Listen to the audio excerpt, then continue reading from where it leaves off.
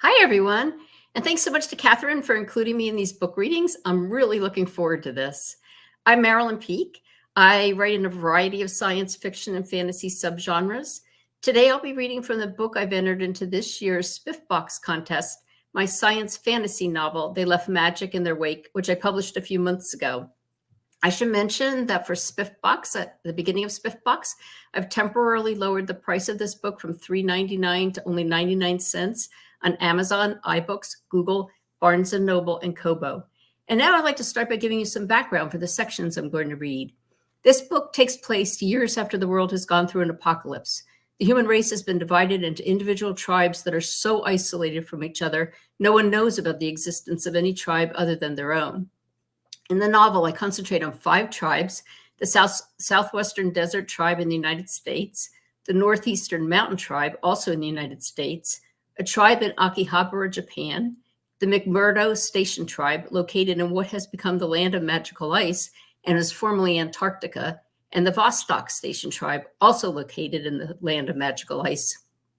Characters in all these locations have discovered magical objects, although they don't know exactly how they work.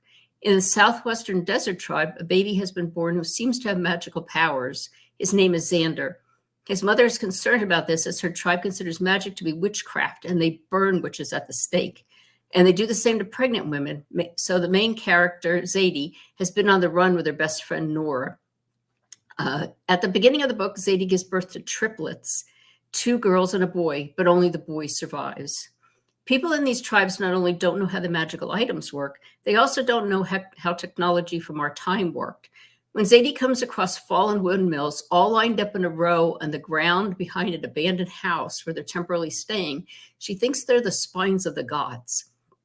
In sections of the book I'm going to read today, the fallen windmills are next to an aircraft. At one point, a magical blue substance begins to spread along the fallen windmills. Later, it turns an ugly green, then a sinister black. And one other bit of information for this reading. In this book, cactus hoppers are described this way: one of those poor souls who try to escape the bleakness of life by camping out in the desert, gnawing on parts of hallucinogenic cacti. So this is what the book looks like.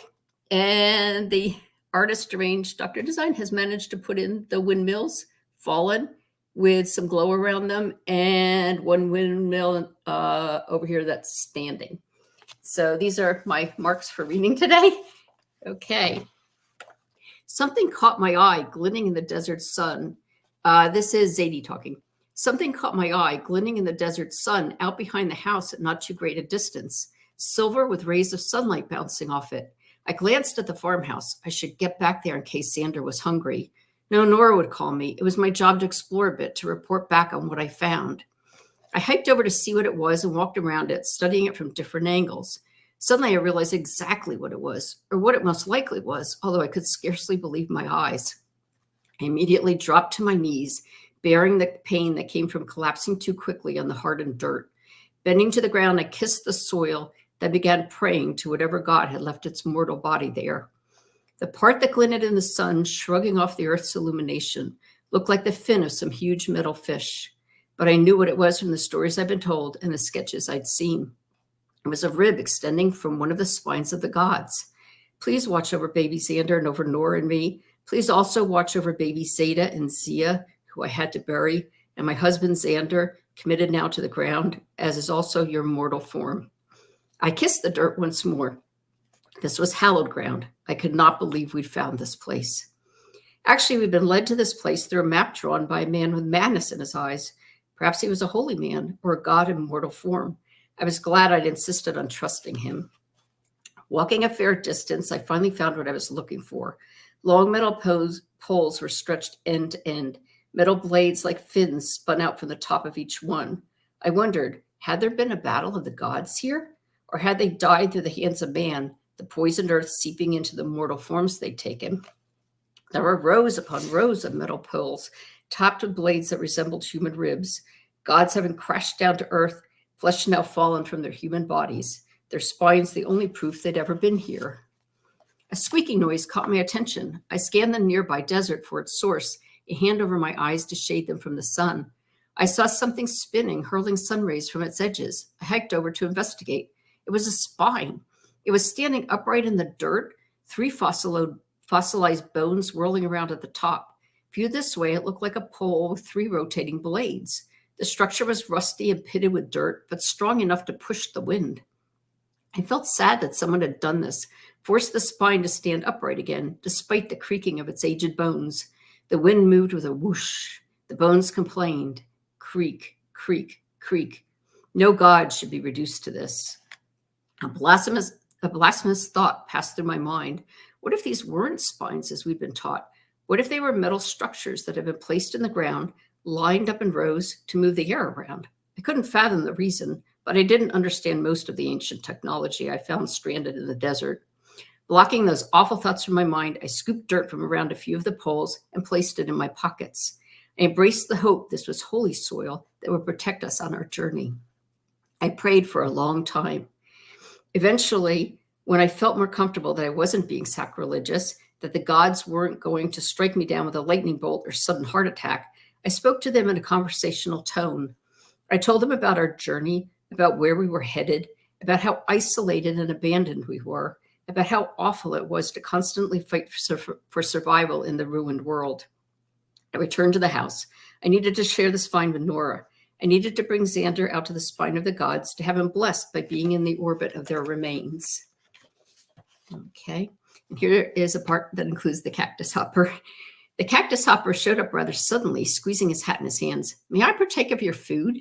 He eyed the stew jealously. I'm very hungry. Now, in this section, Zadie and Nora and Nora's baby are living in an abandoned house they found. And there was a lot of food in the basement, canned food and that kind of thing. And Nora hunts, so she's able to get animals to eat. Nora pointed at the table. Have a seat. When she looked at me, she raised her eyebrows, silently communicating, what have we gotten ourselves into? And she asked me to go inside to get bowls. As the sun bled down the sky, signaling the end of day, Nora scooped stew from the pot, filling everyone's bowl. Grabbing the bread before the old man could get his grimy hands on it, I broke off a chunk for each person. Lying on a blanket, Xander cooed as he looked up toward the sky. I wasn't sure what he was seeing, but he seemed happy. We sat at the table until night fell, shrouding the earth in darkness. Stars popped out like glowing sugar on a black plate, while the moon watched over us, showering us with scraps of light. The cactus hopper stood, squinting. He stared at something in the distance in a way that scared me. Was he seeing members of his tribe coming to attack us? Or a wild animal driven by hunger, armed with teeth and claws that would rip us to shreds? He raised his arm and pointed. Looky over there. We looked in the direction he was pointing. From beneath the metal ship, extending outward along the entire length of the spines of the gods, the earth had cracked into an infinite number of threads. It was as though the desert had become more parched than usual, as though the last drop of water gluing it together had evaporated. Dancing within the web-like fissures was an eerie blue glow. It was incredibly artistic, bringing to mind a tree with winding incandescent branches, another sign from the gods. Holding Xander, I stepped closer. I wanted Xander to receive all the blessings available to him. Nora grabbed me by the arm. You shouldn't take Xander over there. For all we know, that glowing stuff is toxic. I pulled away from her grasp. It's fine. I feel it in my bones. The gods are showering us with blessings. Nora sighed. The cactus hopper took off his hat and scratched his head. Demons glow with the fires of hell too, you know. Pretty things often carry poison, sucking you in with their dazzling beauty. Despite those dire warnings, he moved toward the glowing branches, snaking their way through the soil. I continued on with Xander. Nora followed. Up close, it was the most beautiful thing I'd ever seen. In a parched, barren landscape, a luminescent blue substance had flowed from the metal ship into the spines of the gods, infusing them with light. I turned Xander around. With his back against me, I pointed to the artwork in front of us. Look, Xander, it's a painting from the gods. Xander kicked his feet and cooed. The cracks filled with blue light continued to spread, winding intricately along all the spines of the gods out here in the previously dark and dusty desert. As the fingertips of the massive web extended farther and farther, filling more crevices, the landscape glowed with an illuminated portrait of trees. Cooing with excitement, Xander waved his arms and kicked his feet. Suddenly, red roses pushed through the soil at the base of the metal spine near my feet. Roses continued to grow along the length of the spine. Blossoming on vines rather than bushes, brilliant red roses and rich green leaves followed the shape of the spine as though following a water source. Like the blue light that came first, the vines of roses spread to the other spines, outlining their form. Nora and I gasped in awe. The cactus hopper rubbed his beard. The desert is a place of miracles. People think it's barren, but only because they don't look hard enough. I figured he was referencing his peyote dreams. I'd never, ever thought of the desert as a place of miracles. I thought of it more as the place where things died before their time, desperately searching for water, at least till now. Okay, and here's another section. This is where things start to get eerie with the blue light. I debated whether or not to pick Xander up, take him with me, but decided to let him sleep. If I picked him up, he'd cry to be fed. At the moment, he was sleeping soundly. Slipping on my boots, I walked over to stand beside Nora. What is it? Nora ran a hand through her wild morning hair. I'm not sure. She picked up the rifle, letting it rest against her shoulder. We should probably go see. She looked as worried as I was. The old guy led the way out to the spine of the gods. I was shocked by what I saw. The cactus hopper put it into words. But once shine blue, that gorgeous illumination, like sky infused with sun to create glowing magical threads, is now...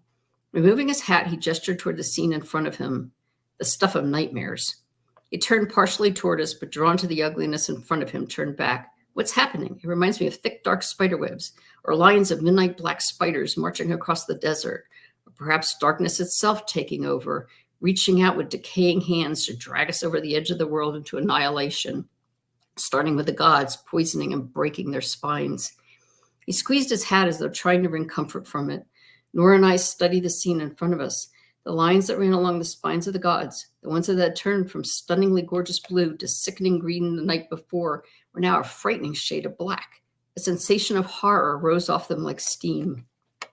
The old man seemed right in saying it looked like decaying hands reaching out. It did appear that way, like the black web-like pattern was crawling the desert floor to connect with something that would make it larger, more powerful. Nora shuddered. As though responding to her the way one yawns after someone else has yawned, a shudder ran up my spine, taunting me at the base of my brain. Something is not right with the world. In the distance, the one standing spine screamed with pain every time the wind spun its metal ribs around. Off to the side, I saw something that reminded me of a dirt devil, one of those spinning columns of desert dust mimicking a small tornado, except it was golden, made of sunlight, light from the heavens in a brilliant revolving shaft of illumination. As it reached Earth, it lit the metal ribs with a shower of sparks, then ran down the spine and disappeared into a thick black vein at its feet. This happened in a steady stream as though darkness was swallowing the light. The dried roses scattered along the spine nearest us lifted, spinning around in their own devilish tornado, then blew away, took flight like weathered skeletal butterflies. The standing spine turned faster and faster until its screaming sounded so shrill it hurt my ears. That was all I could take. The world had been teetering on the edge of annihilation. Now there were portents all around us. I worried about Xander's future, about my future ability to protect him. Placing my hands over my face, I wept. The sobs escaped me as though keeping time with the petals lifting off all along the spines, shriveled shadows of their former glory. So that was all I had marked for today. Oh, it looks like I made it just in time. So thanks so much to Katherine, and thanks so much to everybody who watches this.